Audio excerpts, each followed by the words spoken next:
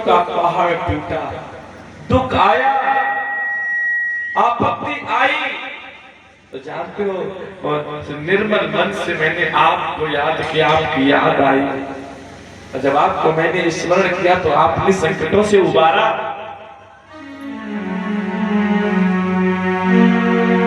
विपदो नहीं वो विपदा, संपदो नहीं वो संपदा, विपद विस्मरण विष्णु, संपद नारायण सूरि।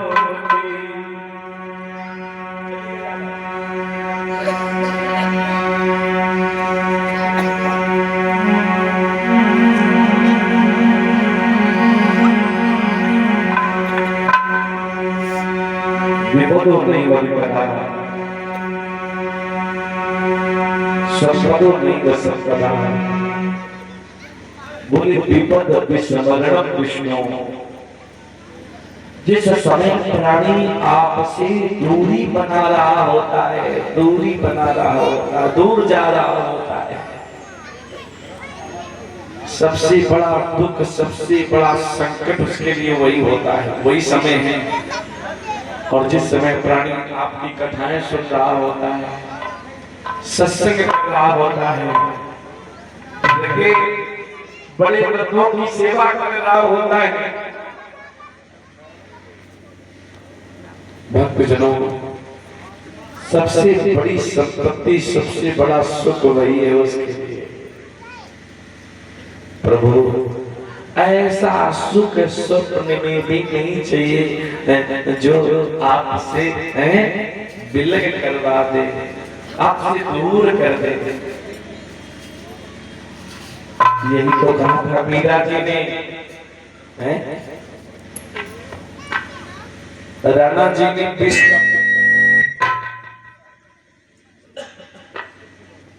विष का प्याला दिया मीरा जी को,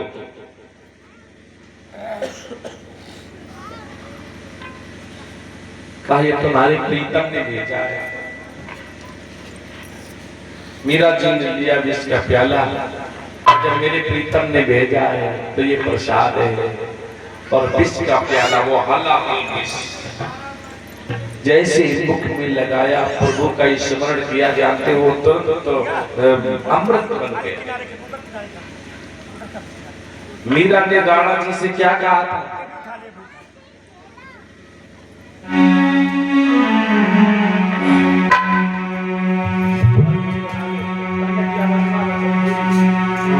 कि मेरी वृंदावनी ससुरा, अरे समार राना तेरी नगरी, मेरी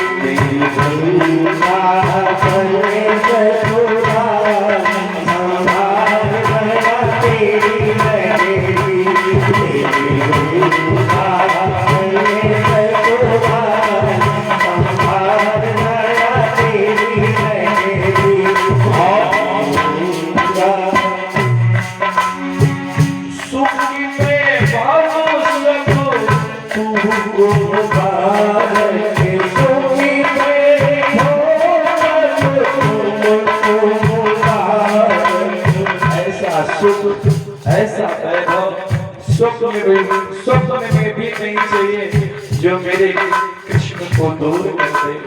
मेरी कृष्ण की भक्ति में बाधा उत्पन्न करे। सुखी मैं भावे सब तुमको बारे, सुखी मैं भोजन तुमको बारे, मेरे लिए है समाधिकार, मेरे लिए और क्या बोली? कृष्ण नाम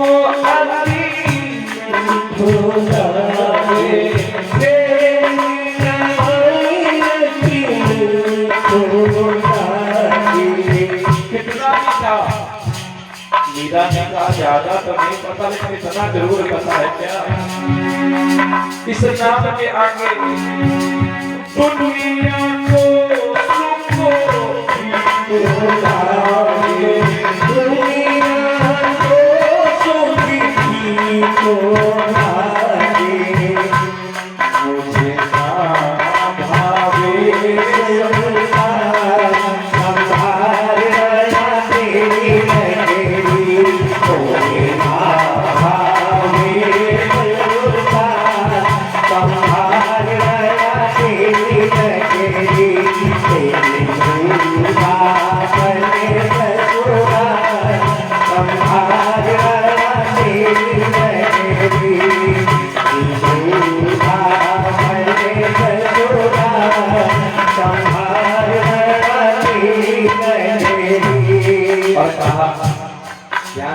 मुझे ना भावे संसार, जो भगवान की भक्ति करते हैं, जो कथाएं सुनते हैं, जो सत्संग करते हैं, जो माता पिता की सेवा करते हैं,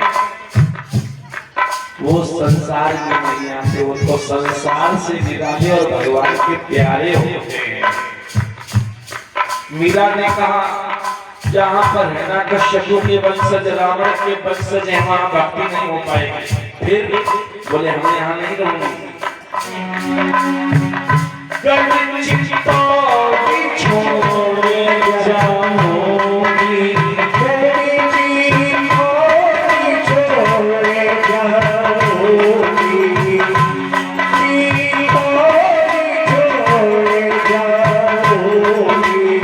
कहाँ जाओगी? कुंज गली में, कुंज गली में, कुंज गली में, कुंज गली में, कुंज गली में, कुंज गली में, कुंज गली में, श्यामा श्यामा आओगी, कुंज गली में, श्यामा श्यामा आओगी, जहाँ जैसा जैसा हमारे नबी मोहन में, हाँ, जो भाव कथा के प्रति जो भक्ति, 1000 गांव में ऐसा भाव आपको मिलेगा, 100 में नहीं 1000 में।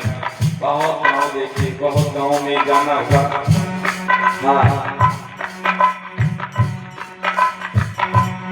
लेकिन ये भाव 1000 गांव के होंगे तो एक गांव में ऐसा भाव मिलता है। इसलिए इस गांव के लिए शनिदेव महाराज जी के चरणों में प्रार्थना करूं, जैसा भाव चल रहा है यही इसी प्रकार से भक्ति का प्रभाव बढ़ाते रहना, सबके परिवार की बाल गोपालों की पुत्र रक्षा करते रहना। प्रभु आपके चरणों में प्रार्थना है।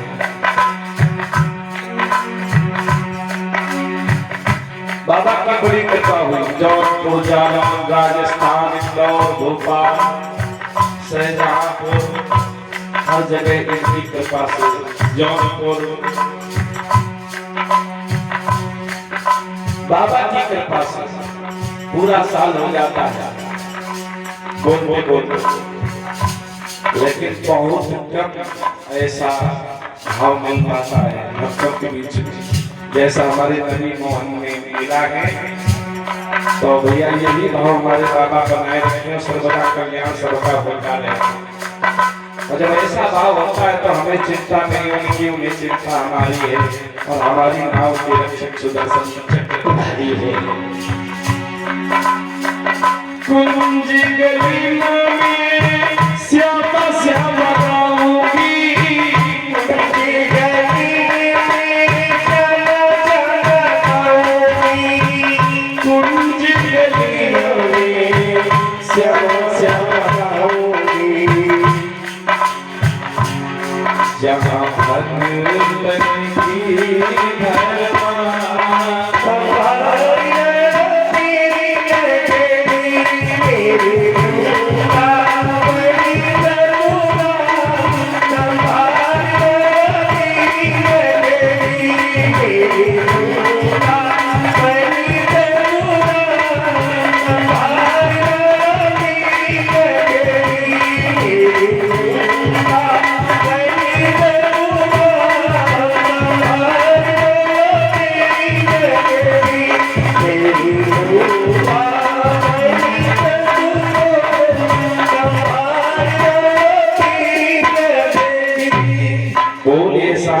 सरकार की जय हो।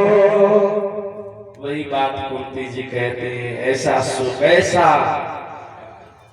ऐसी संपत्ति किस काम की जो प्रभु से भी लग कर दे दूर कर दे, नहीं जी।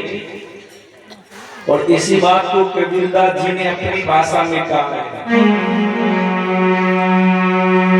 कि शुक्र की माथे शिल परे हरि हृदय से जा, बलिहारी व दुख को जो पल पल जपाए। और इसी बात को श्री संत अनंत बलवंत हनुमंत लाल जी सुंदरकांड में कहते हैं, हनुमंत विपन प्रभु सोई, जग तब सुमिरन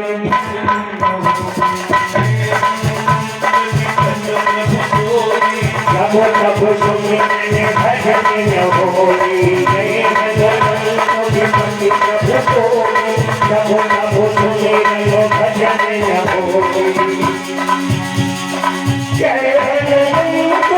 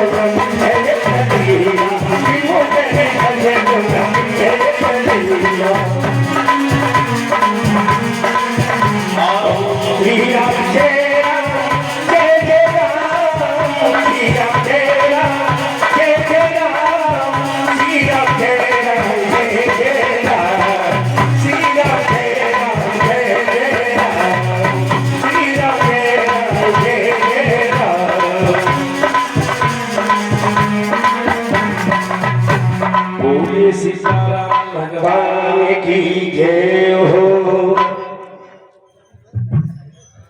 सबको प्रभु ने वर दिए और जैसे ही रथ की ओर बढ़े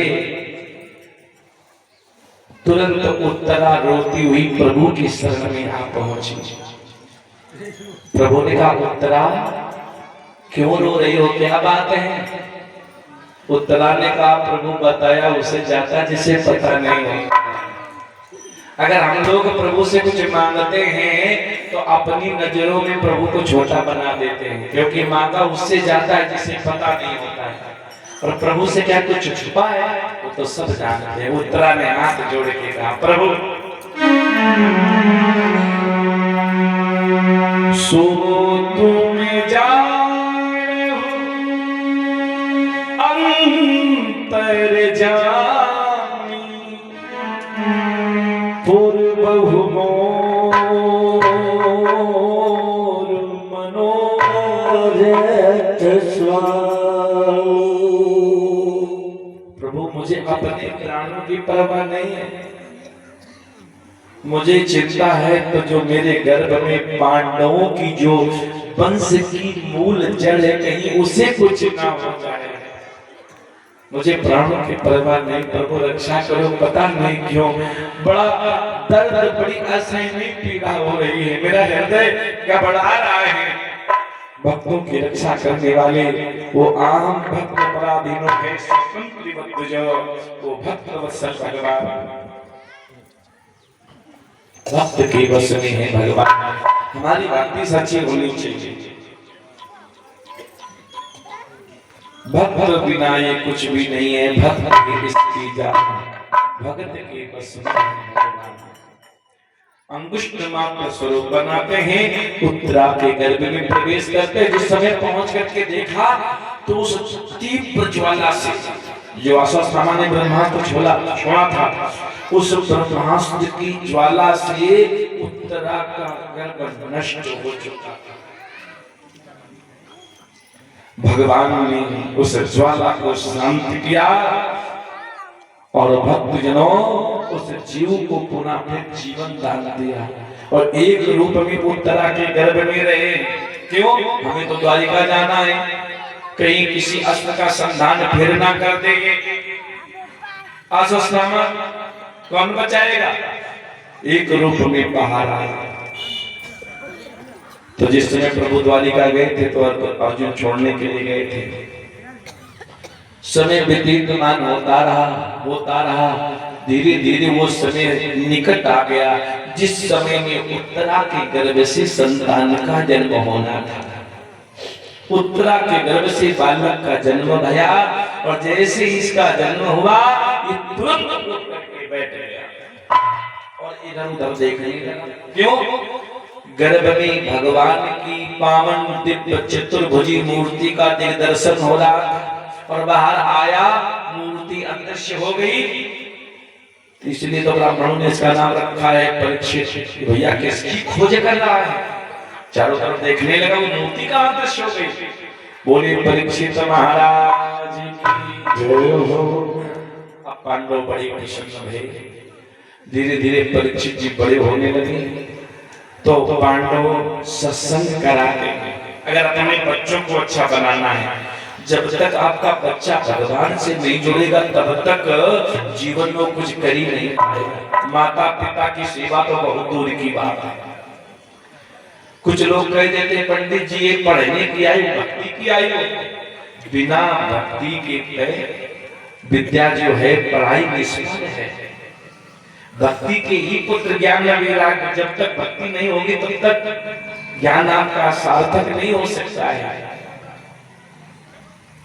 छोटे पर से अपने बच्चों को जब साथ में उठो उन्हें बताओ बेटा पहले कर दर्शन करिए, इसके बाद मंत्र भी बोल दिया करो, कराग्रे वस्ते लक्ष्मी कर मध्य सरस्वती कर मुदित गोविंदा प्रभाते कर दर्शन। फिर पृथ्वी मैया को प्रणाम करवाओ, बेटा आप जाओ पहले बाबा को प्रणाम करो, उनको बताओगे तब जानेंगे। हाँ, आजकल के बच्चों को मोबाइल से फुर्सत नहीं है। शहरों की बात है, अपने यहाँ तो बहुत अच्छा है क्योंकि सब भाव बता रहा है। बाकी शहरों में क्या है जानते हो कि माता पिता को यदि पुत्र के कमरे में जाना है पंडित जी तो पहले बिल बजानी पड़ती है कि मैं अंदर आ सकता हूँ, बताओ ये हाल है। हाँ, बच्चों के कमरे में ऐसे माता पिता नहीं जा सकते बिना पूछे, उनको बताना पड़ेगा मैं आ रहा हूं अंदर। इस मोबाइल ने ऐसा भविष्य बर्बाद किया है बच्चों को कि भगवान ने बचा सकते हैं। हाँ, कोई गेम खेल रहा है बच्चा, हाँ, कोई उसमें उल्टे फुलटे गंदे चित्र देख रहा है, वीडियो देख रहा है, भविष्य बिगाड़ने पे मोबाइल लगा है। सदुपयोग कम दुरुपयोग ज्यादा हो रहा है। छोटे छोटे बच्चों को वो क्या उसे कहते हैं, नाना प्रकार के जो वो आते हैं सब, क्या उसे बोलते हैं भैया, वहाँ मोटू बदलो, ये सब देखो के कने भाव से देखते हैं, चाव से लगा दो, शांत हो जाता बच्चा। क्यों? क्योंकि जब था पेट के अंदर वो बच्चा, तो माता जी ने फेसबुक, व्हाट्सएप, उसको सब मोबाइल देखा। छोटा बच्चा हो, 2 महीने का, 3 महीने, 4 महीने का रो रहा हो, 5 महीने का, उसको मोबाइल खोल के रखे तो शांत हो जाता है। हाँ, बड़ी परेशान है मोबाइल। और एक महात्मा जी बोल रहे थे कि 2 तोला अफीम एक बच्चे को दे दिया जाए, क्या होगा भैया परिचय? हाँ, 2 तोला अफीम और मोबाइल देने में, इन दोनों में जरा भी अंतर नहीं है। पक्का है। 5 साल के नीचे के जो बच्चे, इनके लिए तो बिल्कुल विष से भी भारी जहर है ये मोबाइल। ऐसी तरंगे इसलिए वो सब लगा होता है जहर। और अपने से भी रात में जब सो तो कम से कम 2-3 हाथ की दूरी पर मोबाइल रखा होना चाहिए, बहुत हानिकारक है शरीर के लिए। तो भक्तजनों, बच्चों को बताओ कि बेटा कहीं संत महात्मा मिल जाए तो उन्हें प्रणाम करो, प्रणाम करने से यश, वैभव, सुख, शांति, आयु, लक्ष्मी प्राप्त, कीर्ति प्राप्त हो, तो उन्हें बताओगे तो जानेंगे कैसे पैदा हो। हाँ भाई, बच्चा गर्भ से सीख के आता है, बाहर तो खासकर जिस समय 7 महीने का गर्भ होता है तो बच्चे को और ज्ञान होने लगता है, सुख दुख का आभास होने लगता है। जब माताएं तीखा खाती, खट्टा खाती तो जीव को बड़ी पीड़ा होती। जैसे आपकी उंगली जल जाए और उसमें कोई नमक डालते कैसा लगता है, तो पूरा शरीर उस बच्चे का गर्भ में उसी प्रकार होता है, कोमल, नरम। और जब कोई तीखी वस्तु माताएं खाती है तो बिल्कुल बड़ी भयंकर पीड़ा उत्पन्न होती है, तिलमिला जाता है। जो कहता प्रभु उस नरक में और इस नरक में जरा भी फर्क नहीं, कृपा होगी कि नहीं? प्रभु ने कहा कृपा होगी, पृथ्वी पे जाके क्या करोगे? बोले दिन रात आपका भजन। बोले बिल्कुल झूठ बोल रहे हो। जितने भी ये बोल के गए हैं और पृथ्वी पर जाते ही रूरू ये गंदे काम करते। तो जीव कहता प्रभु हमारी मैया के ऊपर भी थोड़ी कृपा कर दीजिए, क्योंकि इस समय वो जो खाएंगी, जो पिएंगी, जो बोलेंगी हैं, और जैसा उनका रहन सहन होगा उसी अनुसार हमने गुण और अवगुणों का प्रादुर्भाव होगा। सत्य बोलना चाहिए, पवित्र रहना चाहिए, दया का भाव, दान देना चाहिए, संत महात्माओं की सेवा, कथाएं ज्यादा ज्यादा कथाएं सुनने। हाँ, क्रोध बिल्कुल नहीं करिए। अगर क्रोध करोगी, दौड़ दौड़ के सासू मां से लड़ोगी तो धंधेकारी हो जाएगा। तो वक्त जनाओ, क्रोध बिल्कुल नहीं। ज्यादा ज्यादा समय भगवान की सेवा में। अगर ध्रुव जैसे प्रहलाद जैसी संतान न हो तो जो कहोगे सो हो जाएगा। भक्तजनों, बच्चों को बताओ ये अपने राम जी हैं, ये अपनी दुर्गा मैया हैं, ये अपने हनुमान जी हैं, ये अपने गुरु जी हैं, तब तो जानेंगे। तो परीक्षित को बताते हैं, पांडव समझाते हैं और कहते हैं बेटा हमारे बाद तुम्हें राजगद्दी देख ली है। और देखो जिस राजा के राज्य में प्रजा दुखी रहती उस राजा को नरक जाना पड़ता है। इसलिए बेटा जा सुराज प्रिय प्रजा दुखारी सुई नप अवश्य। धीरे धीरे समय व्यतीतमान होता रहा। अब कलिकाल के चिन्ह देखे, असर वो जानकारी होने लगती है। पांडवों ने सोचा कि अब रुकना उचित नहीं है, तो परीक्षित को राजतिलक दिया। 5 पांडव, कुंती बुआ और द्रौपदी सब हिमालय पर्वत की ओर स्वर्गारोहण कर जाते हैं। बोले भक्तवत्सल भगवान की जय हो। अब परीक्षित जी अपनी प्रजा का पालन पुत्रवत कर रहे हैं। परीक्षित जी, परीक्षित के शासन में ले बेटा गाय और सिंह एक घाट पानी पीते हैं। गाय सिंह का कोई मेल है, लेकिन इतना प्रेम है परीक्षित के शासन से। परीक्षित जिस महल में रहते उसी महल में कोठरी है, और जानते हो उस कोठरी के ऊपर उस कोठरी में ताला लगा, ऊपर लिखा मेरे राज्य में होने वाला कोई भी राजा इस कोठरी को खोल के न देखे। परीक्षित ने कहा ऐसा क्यों लिखा है? खोलो ताला, खुलवाया ताला, कोठरी के अंदर पहुंचे तो देखा स्वर्ण मुकुट रखा है, स्वर्ण मुकुट। परीक्षित ने कहा इतनी अच्छी वस्तु रखी है, इतना सुंदर मुकुट रखा है, इसमें ऐसा लिखा था? ये मुकुट जरासंध का था। जिस समय पांडवों ने विजय प्राप्त की तो मुकुट ले लिया, और बांधा क्यों नहीं? कीमती मुकुट था, रत्न जड़ित। बांधा क्यों नहीं? क्योंकि पांडव जानते थे ये पाप के धन से बना है, और ये इसे जो भी बांधेगा वो उसके प्रभाव से बचे। क्योंकि जैसा खाओ अन्न वैसा बने मन, जैसा पियो पानी वैसी बने पानी, और जैसा करो संग वैसा चले रंग। ससद गजा दोष गुणा भानु। ये पाप का जो बना हुआ मुकुट बांधेगा उसकी बुद्धि फिर पाप में हो जाएगी, फिर वो बिगड़ जाएगा उसका जीवन, और न्याय नहीं, उसका जीवन बर्बाद हो जाएगा। इसलिए सुरक्षित रख दिया था, बांधा नहीं। परीक्षित को क्या पता? परीक्षित ने कहा मंत्री से, मंत्री रथ सजवाओ, आज इसी मुकुट को पहन के हम जाएंगे। ठीक है भैया, राजा किया गया, रथ सजवाया गया, मुकुट बांधा, बड़ा आनंद लेते हुए परीक्षित चले जा रहे हैं। और जैसे ही एक मृग का पीछा किए हुए जा रहे हैं तो परीक्षित के समक्ष एक घटना घटी। कैसी घटना?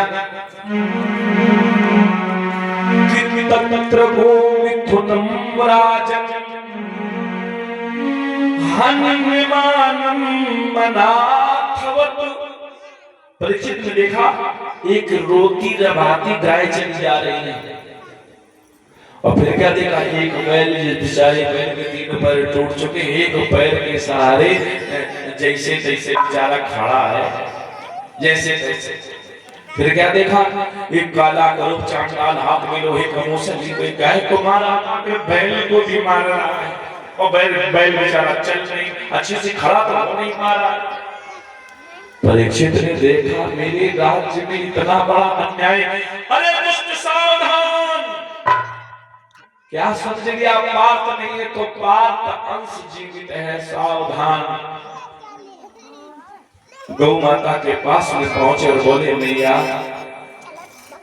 ये सेवक सेवा में हाजिर है, आप निश्चिंत हो जाएं। गाय बोलने लगी महाराज महाराज, आपने हमें देखा होगा तो सोचा होगा कि जैसे अनेक संसारिक गाय हैं, मैं भी गाय हूँ कि संसारिक, तो क्या आप संसारिक गाय नहीं है ना? फिर कैसी गाय हो? कहा महाराज सुनो,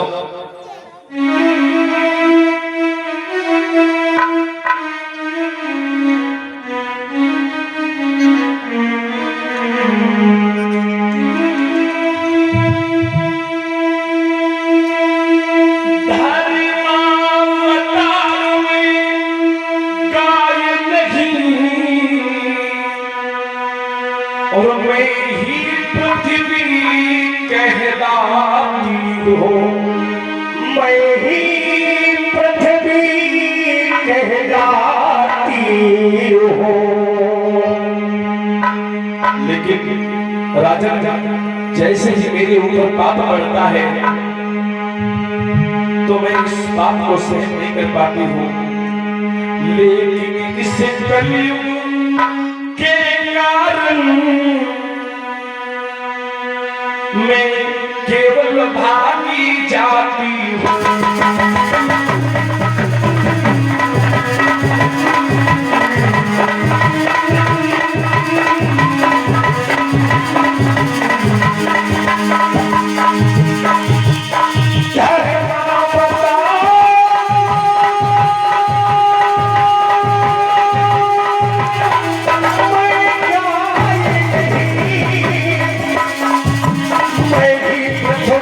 कहलाती हूँ